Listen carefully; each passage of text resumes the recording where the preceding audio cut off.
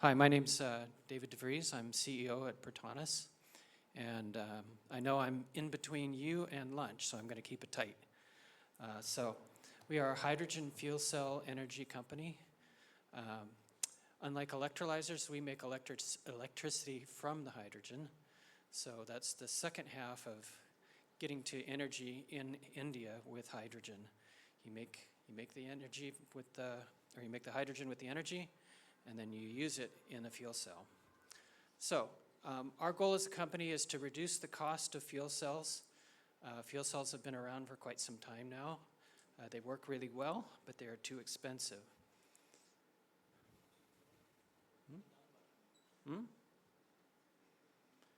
Trying to advance the deck here. What are we doing wrong? Oh, opposite. Okay, so I have 29 years of experience in the fuel cell industry. I've been CTO, CEO of different organizations. We've got a good team. I've got members on the team with deep fuel cell experience from India, and we are located south of Chennai. At a glance, our goal is to reduce the cost of fuel cells 40 to 50% over what you would be purchasing. We want to be in multiple business segments with our products. All of the technology is in-house developed. We don't license anything. We do have 2 patents in queue, and we have 2 of them filed, and we intend to do another one a little bit later. So we want to protect all of our IP. And we want to target about 50% gross margin in exported products. So you can see in the bottom left is our fuel cell prototype. That's up and running in the laboratory. And on the right, that's what it goes into, is a fuel cell system. And that has all the electronics and the controls and things like that. Markets. We want to target the US market for backup power. This is a very large market, one that I'm familiar with. And basically, batteries for backup power work great, but if you need more than 4 to 72 hours of backup power, the number of batteries you have to pile into this thing gets really high, and it gets very expensive. So a fuel cell solution is really good because hydrogen in a bottle is a really cheap way to store energy. So for long-term emergency backup power, out of the large fuel cell markets, or the large backup power markets, the subset that needs hydrogen, say for 72-hour backup, is smaller, but it's a very large market, and you can see $220 million a year. So these are really good markets in the US. They don't depend on hydrogen as an infrastructure fuel, because those bottles are going to last, up to 15 years, because the power is very reliable. Other market we're going to get into is fuel cells for drones. A fuel cell drone will stay in the air maybe 4 times longer than with batteries. And you don't get into this constant replacing of the batteries in terms of the life cycle. That can get very expensive with LiPo batteries. And again, these are very large markets. This is just the Indian market we're looking at here. And we believe that the subset of that market that would want fuel cell drones would be about $71 million a year. So we believe the markets are very large for these products. The main impediment to getting them out there has been, in the past, the cost is just simply too high. And so we want to bring that down. We think that we're going to be about break even with around 400 units sold for backup power systems. This is a very, very low break-even point for the fuel cell industry. And about this time, towards the end of 2026, we expect to be shipping our first units out into the field for backup power.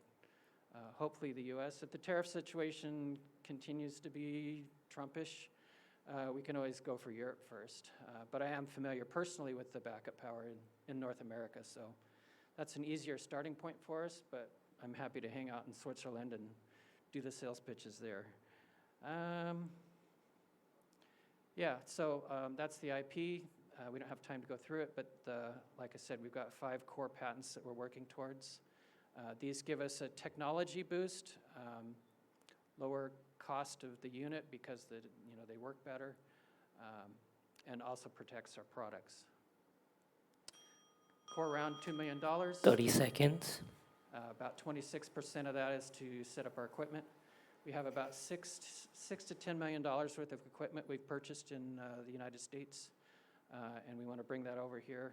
That production line is about 400 megawatts annual production, and we got that at auction for $400,000. So that's the pitch. Any questions from the jury? Plenty. Okay, so very quickly, you showed us the IP. Yeah. Have you actually achieved your 50% price reduction, cost reduction, manufacturing?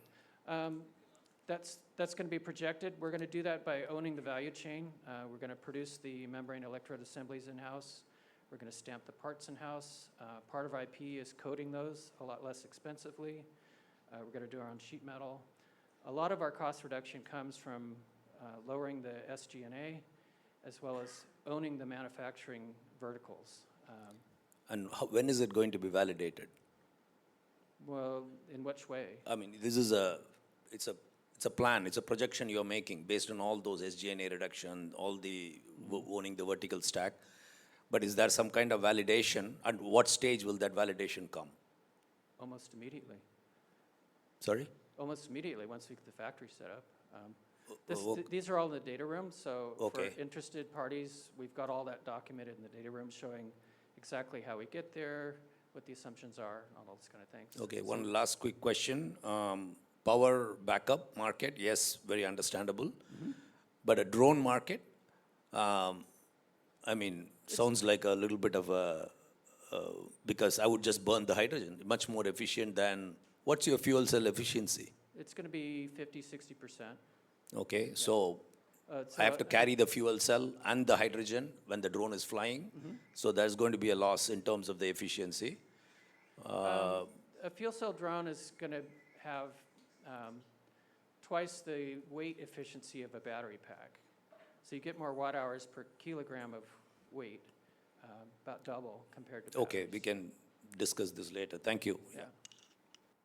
Can we have one last question since we are running out of time? Just from tech modularity perspective, right? Because on one hand, you're talking about power backup kind of use case, and then in the drones, which again is going to be a probably depending on the weight, of course, will be a wide range. So how modular is the technology to be able to cater to all these use cases? Sure. The backup powers is quite modular. For the drones, we want to make an OEM power pack that would go into different companies. So we've got drone companies talking to us right now. They're very interested.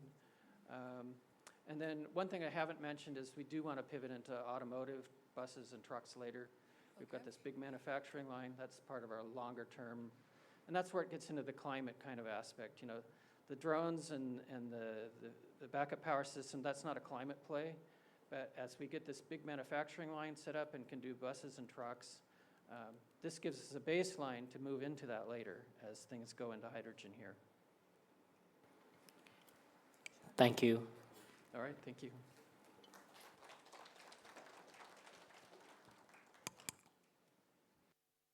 Thank you, Mr. David.